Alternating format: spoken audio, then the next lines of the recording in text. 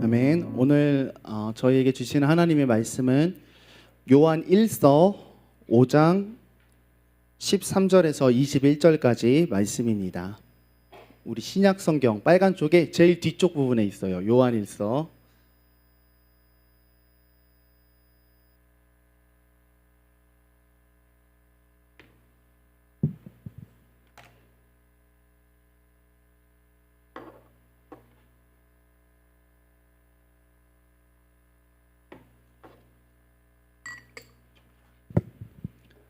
오 장 13절에서 21절까지 교독하고 마지막 같이 하겠습니다.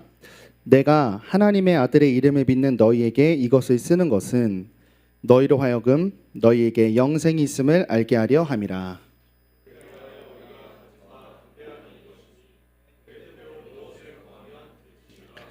우리가 무엇이든지 구하는 바를 들으시는 줄을 안즉 우리가 그에게 구한 그것을 얻은 줄을 또한 아느니라.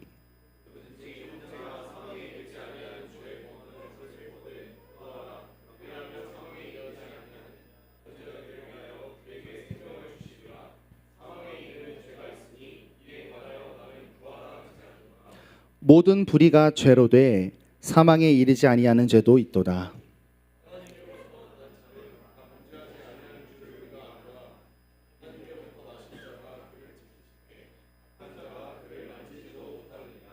또 아는 것은 우리는 하나님께 속하고 온 세상은 악한 자 안에 처한 것이며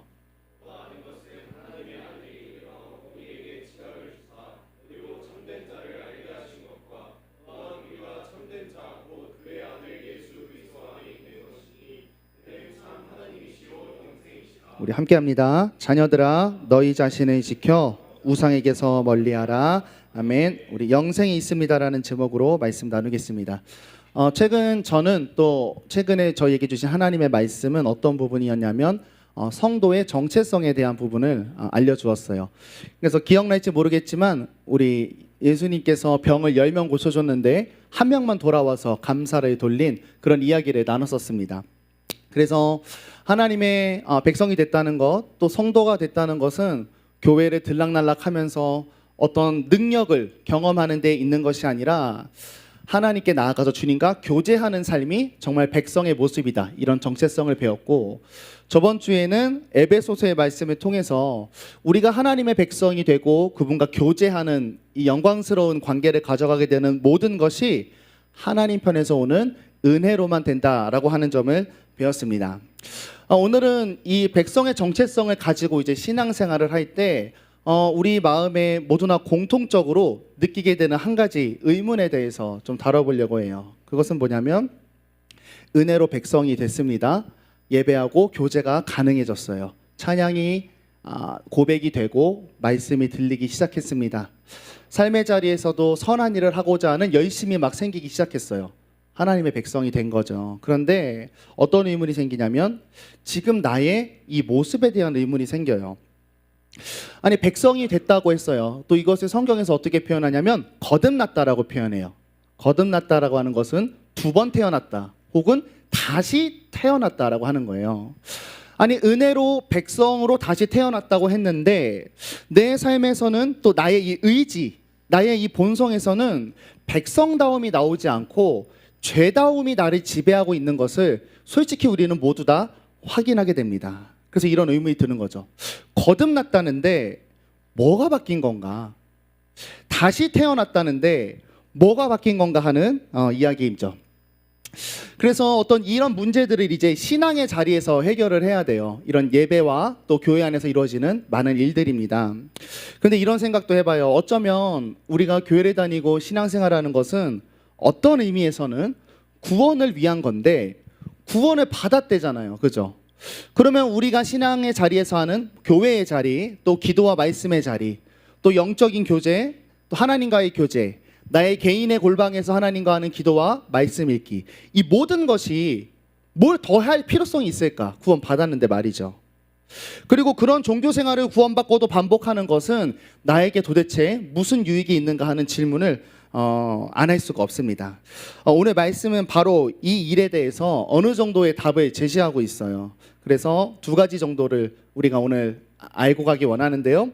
구원받았지만 우리의 부족한 모습에 대해서, 구원받았는데 죄가 짓고 싶어, 나는 과연 성도인가? 또 우리가 구원받은 후에도 계속 신앙생활을 해 나가면서 이 신앙 공동체 안에서 무엇을 해 나가야 하는지 한번 살펴보도록 하겠습니다. 오늘 요한일서인데요. 이 교회가 굉장히 내부적으로 흔들리고 있었습니다. 왜냐하면 제가 앞서 살폈던 이 내용 때문이에요. 구원을 받았는데 여전히 너무 죄를 짓고 싶은 소욕이 올라오니까 내가 백성인가 확신이 확 들지 않았고, 백성이지만 불안한 모습으로 살고 있었던 그런 교회 성도들의 상황이었어요. 이때에 한 가지 이제 거짓 가르침들이 들어오기 시작하는데, 영지주의라는 신학이 들어옵니다. 안 어려워요. 영은 그냥 쉽게 얘기할까요? 영적인, 지는 지식이에요. 영적인 지식만을 추구하는 신학이 들어옵니다. 이런 내용이에요. 사람은 영혼과 육체로 돼 있는데 육체는 원래 악하다, 그리고 영혼은 선하다. 이런 신학의 근거에서 이런 이야기를 하기 시작했습니다. 여러분, 예수님 믿지만 계속 죄가 짓고 싶죠. 그런데 은혜로 우리의 영혼이, 영적인 부분이 하나님께 이미 속해 있기 때문에 내가 육신으로 무슨 짓을 하든 나의 영혼의 구원에 영향을 끼칠 수가 없다. 육신은 원래 악한 것이니까 그냥 죄를 지으며 살아도 되고, 일종의 이런 어떤 신학을 가지고 사람들이 방종, 죄를 마음껏 짓기 시작했죠. 그러니까 왜 죄가 나오지에 대한 해답으로 머리를 굴려서 생각한 게 뭐냐면 그 죄성에 대해서 자유하라라고 거짓 복음이 들어오기 시작했습니다. 근데 이 영지주의 이단, 또 이런 신학 사상은, 이런 우리 신앙생활의 어떤 내용은 이 교회에만 있는 것이 아니라 사실 현대의 교회에 더 많이 침투되어 있습니다. 뭐냐면 죄에 대한 무거움이 없다라고 하는 거예요. 내가 백성으로서 죄를 지었습니다. 그런데 이런 이야기를 하죠. 나의 상황과 나의 성정, 또 나의 기질, 나의 형평상 나는 이렇게 죄를 잘 지을 수밖에 없는 것 같아. 저에게는 죄를 지을 수밖에 없는 그런 과정이 있었습니다 라고 하면서 하나님을 향해 이렇게 부를 수 있습니다. 하나님은 사랑의 하나님이시죠. 나의 약함을 아시고 다 이해해 주실 거야. 또한 하나님은 중심을 보시는 하나님이시죠. 내가 죄를 짓긴 했지만 여전히 나는 하나님이란 존재를 믿고 있으니 나는 여전히 하나님의 백성입니다. 그리고 하나님은 용서의 하나님이시죠. 그거를 위해서 십자가에 죽기까지 하지 않으셨나요? 나 회개기도 하면 되죠 라는 신앙이죠. 그런데 여러분, 이런 어떤 마음을 갖고 있으면 이 죄에 대한 무거움이 없는 이 신앙생활에서 나오는 회개, 이 회개가 과연 진짜 회개로 갈 수 있을까요? 형식적인 회개가 되고 열매 없는 회개가 됩니다. 회개의 열매는 변화예요. 회개의 열매는 변화입니다. 그런데 회개의 열매가 없이 회개만 반복하는 삶을 살게 되죠. 그러면서 하나님을 이 정도로 이제 취급하며 신앙생활합니다. 내가 해결할 수 없는 문제, 죄죠. 죄의 문제는 해결할 수가 없어요. 이 죄의 문제를 대신 처리해주는 내가 사는 인생의 어시스트 정도로 하나님을 모시고 사는 듯한 그런 신앙의 모습이 우리 현대인에게 너무 질비해 있습니다. 죄의 무게와 죄의 깊음을 모르는 거죠. 한번 죄의 발을 내어주는 것이 내 영혼을 얼마나 어떻게 파괴해 가는지를 모릅니다. 여러분, 죄가 너무 무서운 게요, 한 번이 어려워요. 딱 한 번. 한 번 죄의 날을 내주면 하나님과 보이던 이 가림막이 죄로 딱 덮이면서 그 다음에 죄로부터 아주 훌륭한 자유함을 얻습니다. 백성으로서 내가 죄를 짓는다는 것이 하나님을 왕으로 모시지 않고 다른 것을 겸하여 살아간다라고 하는 우상숭배라는 인식이 전혀 없습니다. 또 죄 짓고 회개하면 된다고 하지만 여러분, 회개라는 것은 정말 해보시면, 정말 한 번만 제대로 해보시면 죄 짓고 싶은 마음이 싹 사라집니다. 내가 죄로 인해서 낳은 것들을 다 책임져야 되는 거예요. 그리고 하나님 앞에서 그 죄를 용서받아야 하는 일이라는 거죠. 그래서 요즘에 신앙생활하는 우리의 모습을 보면 많은 신앙의 여러 가지 내용들이 성경에 있을진데 딱 두 개밖에 없어요. 회개, 구원. 신앙에 내용이 없습니다. 반복적으로 교회 와서 회개, 구원받았어. 회개, 구원받았어. 회개, 구원받았어. 굉장히 자기중심적인 신앙생활을 하게 되는 거죠. 어떤 의미냐면 말씀이 아니라 내가 느끼는 내용으로, 내가 생각하는 내용으로 신앙생활을 하기 시작합니다. 내가 듣기도 좋은 설교가 좋은 설교고, 내가 알고 있던 내용을 앞에서 말해주면 저거는 정말 좋은 설교가 되는 거죠. 또한 죄에 대한 분별도 점점 경험과 감정으로 죄를 분별하기 시작합니다. 요즘 시대가 악하다고 생각하는 것이 극진한 죄가 되고, 옛날엔 사람들이 욕하던 일이었으나 지금은 사람들이 욕하지 않는 것에 대해서는 또 그 죄에 대해서는 자유함을 느끼며 살아갑니다. 그리고 교회 공동체에서도 죄를 다루는 것을 극도하게 싫어합니다. 내 죄를 직면하는 것을 싫어하고, 누군가 내 죄를 이야기한다면, 말씀이 죄를 권면한다면 나에게 간섭한다라고 생각하죠. 내가 하나님하고 처리하면 될 일인데 교회 공동체 안에서 왜 죄를 자꾸 드러내는가? 그렇게 공동체 속에서 죄를 고백하고 서로의 죄를 덮어주고 도와주고 빠져나올 수 있게 지지해주는 교회 내에 자람이 없어집니다. 그리고 죄에 대한 가벼움과 함께 말씀이란 기준이 없으니까요, 순종이 없어집니다. 교회 생활에 헌신과 봉사하지 않습니다. 기도하고 예배하고 말씀 읽는 것은 규범이 아니라 옵션이라고 생각합니다. 구원 받았는데 예배 한번 드릴 수 있지. 구원 받았는데 말씀 읽어도 되고 안 읽어도 되지. 구원 받았는데 기도할 수도 있고 안 할 수도 있지. 기도 안 하는 사람이 나밖에 없을까? 또한 영적인 훈련을 율법적이고 형식적이라고 비판하며 피합니다. 그러니까 뭐가 없냐면요, 신앙생활의 기준이 없고 내용이 없습니다. 성경이 해야만 한다는 거 안 하고 성경이 하지 말라고 하는 거 너무나 쉽게 하면서 나는 구원받았다라고 신앙생활하는 거죠. 이런 세대의 풍조 속에서 우리는 여러분 진짜 정신을 차려야 되는 거죠. 한번 내 자신을 거울에 놓고 한번 직면해 보세요. 내가 성도입니다 하고 거울 앞에 섰을 때에 아무런 기준도 하나님에 대한 내용도 없이 십자가를 감투로 쓰고 회개와 용서라는 근거 없는 특권을 들고 자유와 방종의 삶을 사는 것, 이게 과연 성도인가? 아무리 봐도 교회 들락날락하는 것 빼고는 바뀐 거 없는데, 이전하고 너무 똑같은데 본인은 백성이라고 생각하고 있습니다. 여러분, 거듭난 우리는 어떤 의미에서 변화가 된겨나면요, 예수님 믿기 전과 똑같이 죄성이 있다는 점은 같습니다. 그래서 내가 구원을 받았는데 죄성이 막 올라온다라고 하는 것, 구원 못 받은 거 아닙니다. 근데 다른 게 뭐냐면요, 소속이 바뀐 거예요. 어둠에서 빛으로 옮겨졌습니다. 죄에 거하지 않는 사람이 된 거고, 죄와 싸워서 거룩을 원하는 존재가 된 게 여러분 성도입니다. 오히려 나 영혼은 구원 받았으니까 육체의 일은 상관없어. 그런 정신 상태, 그런 자기 이해, 그런 그리스도인 정체성을 갖고 있다면 의심해 봐야 되는 거예요. 나는 빛으로 옮겨졌나? 라고 하는 거죠.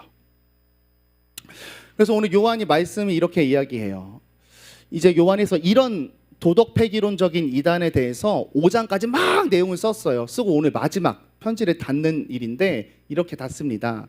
내가 하나님의 아들의 이름을 믿는 너희에게 지금까지 이 5장까지 내용을 쓰는 것은 뭐냐면, 너희로 하여금 너희 안에 영생이 있음을 알려주려고 한 거야. 무슨 이야기냐면 예수를 믿어 구원받은 너희에게 영생이 있음을 알게 하려 한 거래요. 이런 불안이 있었어요. 구원받았는데 죄성이 계속 있으니까 불안해하고 근심해하고 고뇌하고 이게 맞는가 생각하고 있는 여러분, 그런 상태에 있는 여러분이 영생을 가진 사람입니다. 날마다 죄를 마주하고 죄를 미워하고 죄와 싸우고 또 실패하고, 그러나 그리스도 예수께 은혜를 구하고 회개하고 자복해서 다시 성화되며 예수를 향해 걸어가고 있는 여정을 걷는 사람.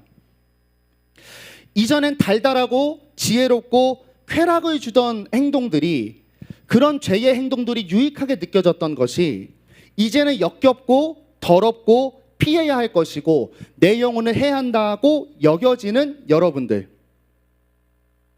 하지만 그럼에도 불구하고 거기에서 벗어나지는 못한 나의 이 현재를 슬퍼하면서 의지적으로 십자가 앞에 나아가 매일 죄랑 싸우는 여러분의 모습이 성도됨의 증거다라고 하는 거죠.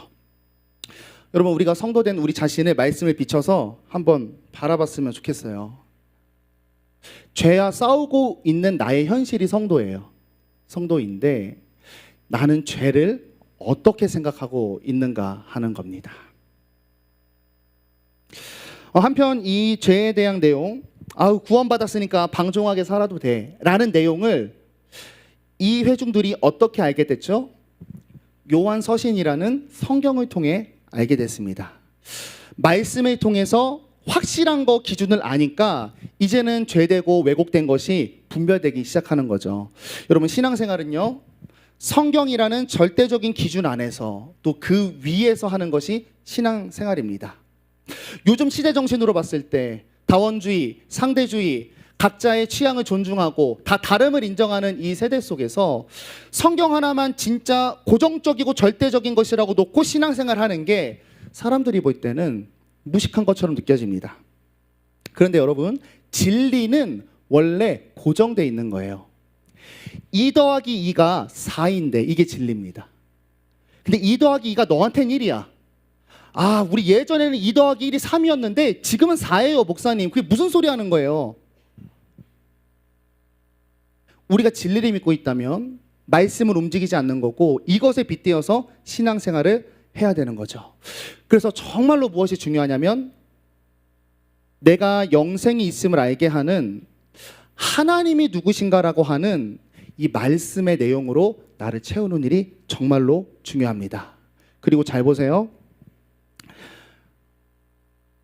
하나님의 아들의 이름을 믿는 너희에게 이것을 쓰는 것은 너희에게 영생이 있음을 알게 하려 함이라. 여기서 너희는 뭐냐면 예수 믿는 성도들이죠. 여러분, 우리가 굉장히 오해하고 있는 게 있죠. 그냥 나도 모르게 그렇게 생각하고 있어요. 그건 뭐냐면 성경을 배우고 성경을 읽고 성경을 아는 것은 특별한 은사자에게 맡겨진 책임이라고 생각하는 경우가 있어요.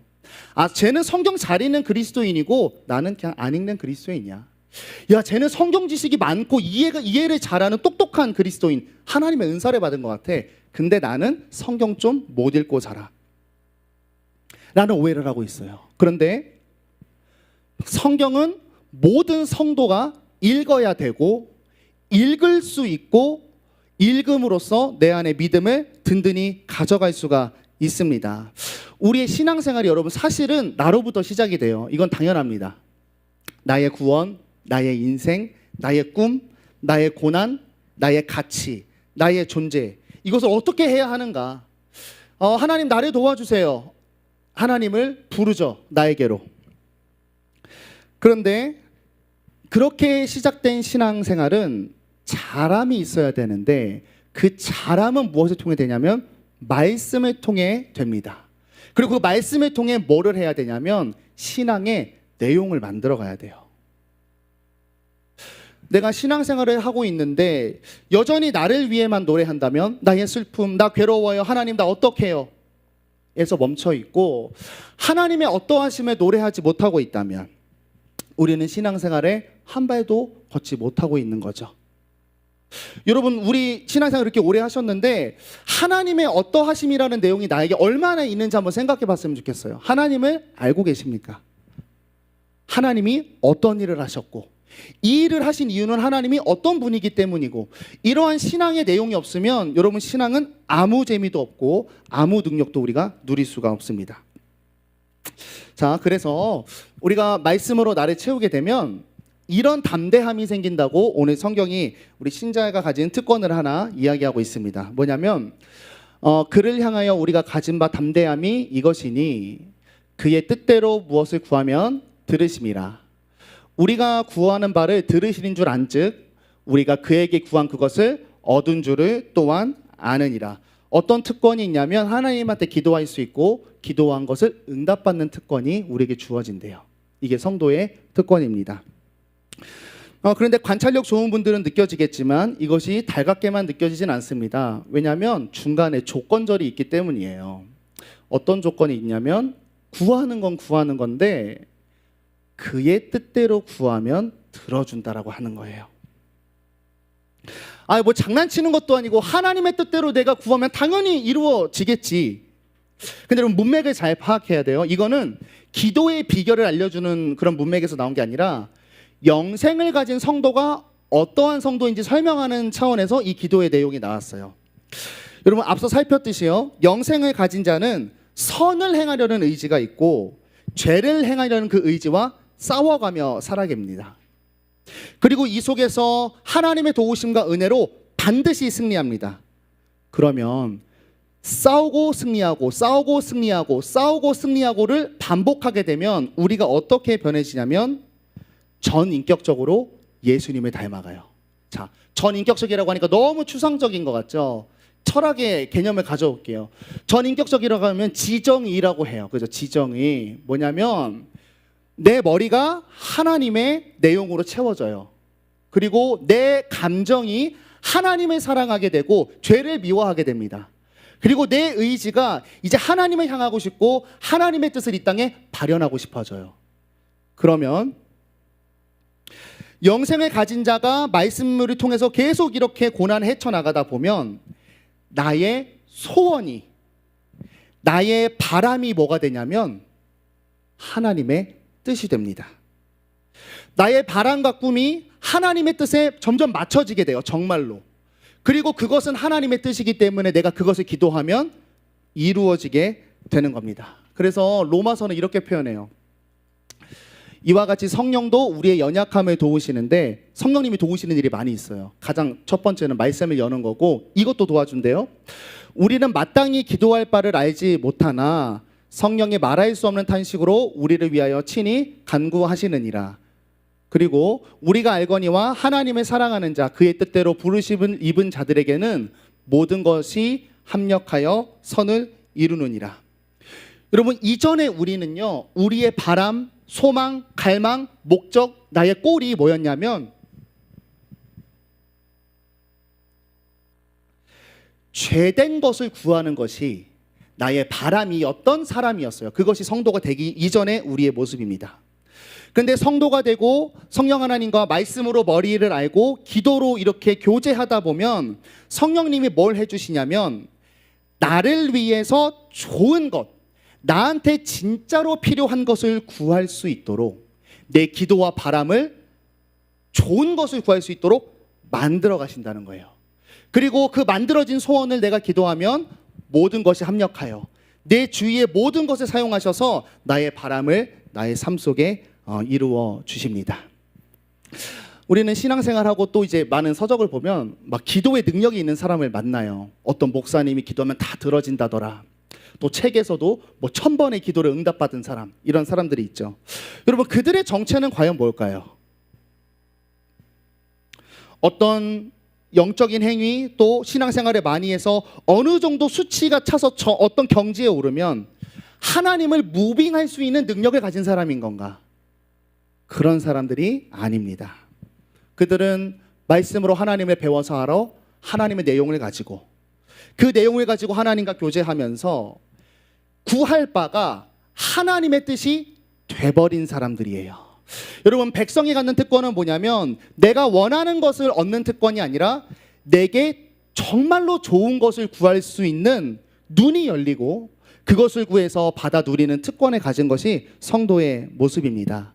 그러므로 여러분, 우리가 구원을 받고 이 신앙의 자리 속에서 계속해서 뭘 해야 되냐? 말씀은 두 가지 얘기해요. 흔들리지 않게, 다른 믿음으로 가지 않게 말씀을 통해서 하나님에 대한 내용을 채워야 됩니다. 계속 채워야 돼요. 구원 받고도 채워야 돼요. 몰라요. 구원을 누릴 수가 없어요. 내용이 없어서. 회개밖에 할 게 없어. 말씀으로 채우시고, 두 번째는 기도를 통해서 나의 바람을, 나의 소망을 하나님께로 맞춰가는 일을 해야 하는 거죠. 그러면 흔들리지 않고 나의 삶에서 바라는 모든 것을 누리는 삶이 됩니다. 두 번째입니다. 처음은 나에 대해서 말씀과 기도를 해야 하는 것이고, 두 번째는 뭐냐면 공동체를 향해서 이런 일을 하라고 해요. 16절 보시면 누구든지 형제가 사망에 이르지 아니하는 죄 범하는 것을 보거든 구하라. 그리하면 사망에 이르지 아니하는 범죄자들을 위해서 그에게 생명을 주리라. 사망에 이르는 죄가 있나니 이에 관하여 나는 구하라 하지 않노라. 우리가 하나님과 바른 관계가 형성되면 그 바른 신앙인의 특징은 뭐냐면요, 하나님을 진짜 아빠로 모시면 같은 아버지를 모신 지체들을 반드시 향하게 됩니다. 정말로 하나님이 내 아빠고 하나님의 가정에 내가 들어갔다라고 치면 내 지체가 죽어가고 있는 걸 두고 볼 수 없는 사람이 된다라고 하는 거죠. 그리고 그들을 위해 기도를 하게 된다고 해요. 어떤 기도냐면 방금 읽었던 부분입니다. 그들도 나와 같이 신앙에서 분투하며 살아갈 거 아니에요? 그 죄와 분투하는 신앙의 여정에서 승리하도록 지체를 위해 기도할 수 있는 사람이 된다라고 합니다. 근데 우리가 여기서 한 가지 짚고 넘어가야 될 건 뭐냐면 좀 웃긴 게 있어요. 사망에 이르지 아니하는 죄가 있고 사망에 이르는 죄가 있대요. 그리고 사망에 이르는 죄를 지었다면 나는 그를 위해서 굳이 기도하라고 하지 않는다 나와 있습니다.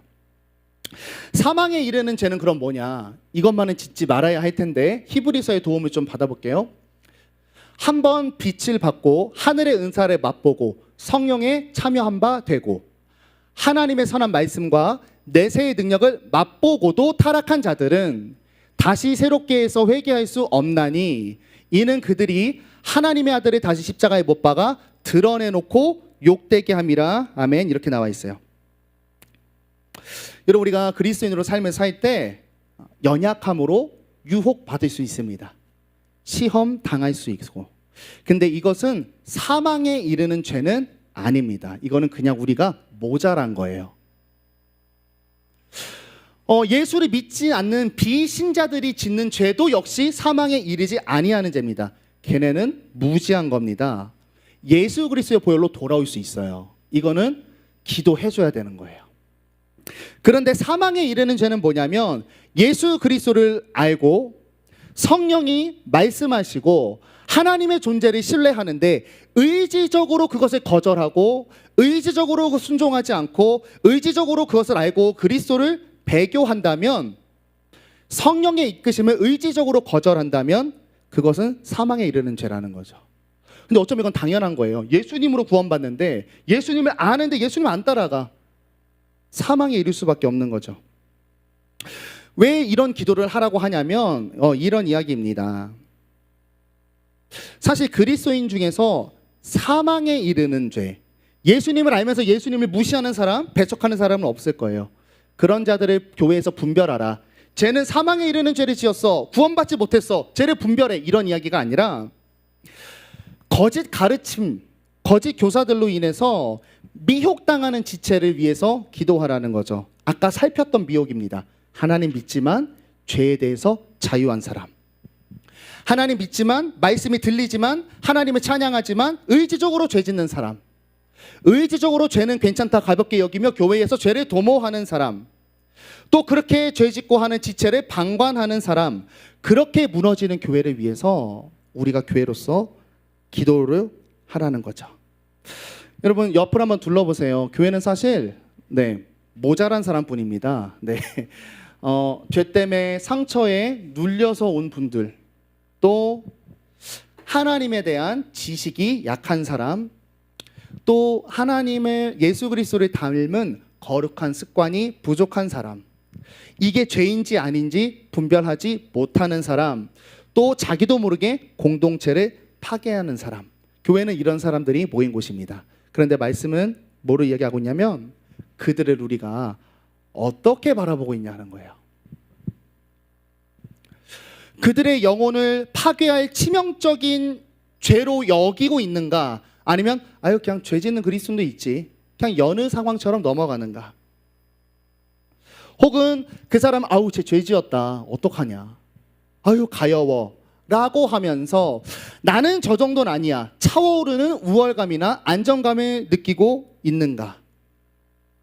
성경은 분명히 말합니다. 그들을 향해서 어떻게 해야 되냐면 그리스도 안에서 한 몸이기 때문에 내가 마치 죄를 지은 것처럼 아파하고 심각해하고 슬퍼하고 가슴을 칠 수 있는 심령이 우리에게 있어야 한다고 하는 거예요. 이유를 알려줄게. 이유가 중요해요. 왜냐하면 어떤 감격이 있기 때문이냐면 내가 먼저 그들과 같은 자리에 있었기 때문이에요. 여러분 지금 하는 행동거지랑 예수 믿기 전에 하셨던 행동거지를 한번 비교해 보세요. 옛날에 여러분의 모습을 보면 개판입니다. 아무것도 모르고 죄가 죄인 줄 모르고 살던 때가 있었어요. 근데 그런 우리를 향해서 성령님이 어떻게 하셨냐면 말할 수 없는 탄식으로 우리의 기도 중에 내 죄를 알려주셨어요. 또 말씀을 통해 이게 죄구나 알려주시고 돌아오도록 성령 하나님이 강권적으로 역사해서 우리가 죄의 자리에서 죄를 짓지 않을 수 있었습니다. 그렇기 때문에 우리도 그런 일을 지체하게 하라는 거예요. 자, 근데 이런 이유는 아니에요. 너가 성령 하나님한테 도움 받았으니까 너도 성령님의 역할을 하라는 거죠. 가서 은혜 받았으니까 갚아라. 이런 계산적인 의미가 아니라 이런 의미에서 하라는 거예요. 내가 죄도 모르고 죄인 줄 있었을 때 성령 하나님이 말할 수 없는 탄식으로 나 한 명을 위해서 끊임없이 노력하셨던 것, 주위에 있는 거룩한 믿음의 지체들을 통해서 모든 것을 합력해서 나를 죄에서 꺼내려고 하셨던 하나님의 마음을 너가 알지 않니? 그리고 너 그런 하나님의 마음으로 채워져 있다면 하나님의 마음이 그 지체에게도 있으니까 하나님의 닮은 마음으로 기도하라는 거예요. 받았으니까 하라는 게 아니라 내가 하나님의 그 애끓는 마음을 아니까 하라고 하는 겁니다. 하나님으로 채워진 성도는 반드시 내 지체에, 내 가족의 죄를 가만히 둘 수가 없습니다. 그래서 여러분, 이 교회 공동체에는 그런 하나님의 사랑이 가득 찬 공동체가 돼야 돼요. 여러분, 교회에 사랑이 없으면 정말 세상만도 못합니다. 바리새인들처럼 돼요. 하루 먹을 것도 없어서 굶어 죽는 자들에게 자신의 금식을 자랑하는 사람이 되는 거죠. 가난하여 두 렙돈밖에 없는 자를 향해서 나는 이만큼 헌금했다 자랑하는 사람이 됩니다. 안식일에 죽어가는 사람들에게 도움을 주기보다는 인내를 가르치게 되는 거죠. 여러분, 우리가 구원받은 우리가 신앙에서 누릴 것, 개인적으로 누릴 것은 아까 말씀과 기도를 통해 하나님의 내용을 채워가는 것이고, 공동체 속에서는 하나님으로 채워진 나의 내용, 하나님의 마음으로 내 지체를 향할 수 있어야 됩니다. 그래서 서로 도와줌으로써 우리 교회 공동체는 세상의 죄로부터 자유한 하나님의 나라를 누릴 수가 있는 겁니다. 여러분, 성도는 뭐냐면 다시 태어났다며. 도대체 어떤 변화가 생긴 거지? 말씀이 알려줍니다. 죄성이 없어진 완벽한 상태가 아니라 죄를 분별할 수 있고 미워할 수 있고 싸울 의지가 생기고 죄 때문에 근심하고 슬퍼하고 발버둥 치는 사람, 이것이 성도입니다. 그래서 성도는, 교회는 분투하는 겁니다. 죄랑. 이것을 위해서 우리는 이 신앙의 자리를 여전히 지켜야 돼요. 구원 받았는데 왜 예배 드려야 돼요? 구원 받았는데 왜 공동체랑 같이 살아야 돼요? 왜냐하면요, 하나님의 내용으로 나를 채워서 죄로부터 나를 단단히 하기 위함입니다. 말씀과 기도로 하나님에 대한 내용을 채우고 내 전 인격, 감정과 의지가 하나님과 같아질 수 있도록 날마다 교정해 가는 일이 필요합니다. 그리고 그렇게 하면 내가 억지로 아이고 하나님이 좋아하시는 거 구해야 들어주니까가 아니라 정말 내 자신이 하나님이 사랑하는 것을 나의 사랑하는 것으로 변화가 되기 시작해요. 그러면 나의 바람도 나의 소망도 다 하나님 안에 있는 아름다운 것들이 되기 때문에 내 삶에 반드시 능력이 나타납니다. 오늘 이 요한은 이 편지의 마지막을 이렇게 가름합니다. 생뚱맞을 수 있지만 한번 읽어볼게요. 자녀들아, 너희 자신을 지켜 우상에게 멀리하라. 아멘. 마지막으로 우상 숭배를 금지해요. 여러분, 우상 숭배는 뭐냐면 하나님하고 내가 있죠. 하나님에 대한 지식, 하나님과의 관계, 또 하나님과의 기품으로 들어가는 것을 막는 것. 다시 말하면 나의 인생에 하나님이 들어가야 될 자리에 다른 것이 들어와 있는 그것이 바로 우상입니다. 돌아보세요. 내 인생을 쓰게 하는 것, 내 중심에 있는 것, 나를 고무시키는 것, 나로 하여금 열정이 나게 하는 것, 나를 매료시키는 것, 내가 돈을 쓰는 것, 내가 시간을 쓰는 것, 나의 관심이 있는 곳, 나의 정력이 가는 곳, 그곳이 그것에 무엇이 있는지를 한번 잘 살펴볼 수 있기를 바랍니다. 나라는 인생을 지배적인 위치에서 움직이는 그 대상이 우상입니다. 그거로부터 나를 지키래요. 방어하고 하나님의 존재로 나를 채워야 됩니다. 여러분, 하나님과 계속 교제하는 삶을 살아야 되는데 우리가 그렇기 때문에 의지적으로 방어해야 되는 것은 무엇이냐면 바로 우상입니다. 세상 속에 있는 옛 나의 죄성을 자극하고 끌고 가고 매료시키고 흡수하며 블랙홀처럼 빨아들이면서 하나님의 시선을 뺏어가는 우상들로부터 우리를 지켜야 하는 거죠. 여러분, 말씀을 마칩니다. 여러분, 신앙은요, 죄로 오염돼서 죽음으로 가는 게 소원이었던 우리가 하나님이 나의 평생의 소원이 또 바람이 되는 것이 신앙생활입니다. 그리스도인은 하나님이 나의 소원이 되는 거예요. 하나님이 나의 기업이 되는 거예요. 하나님의 꿈이 나의 꿈이 되는 것이죠. 그리스도의 성품이 나의 인격이 되는 것, 그것이 여러분 성도입니다. 그래서 구원을 여러분 받았지만 여전히 신앙 안에서 말씀과 기도와 공동체 속에서 하나님과 깊은 교제를 나눠가면서 하나님으로 나를 채울 수 있기를 바랍니다.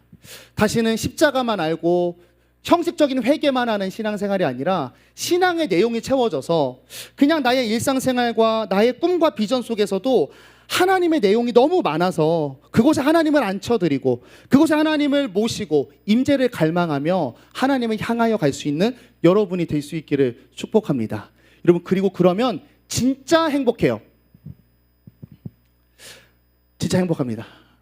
여러분, 세상 것을, 여기 우상이라 나왔던 많은 세상 것을 보세요. 공통점이 하나 있어요.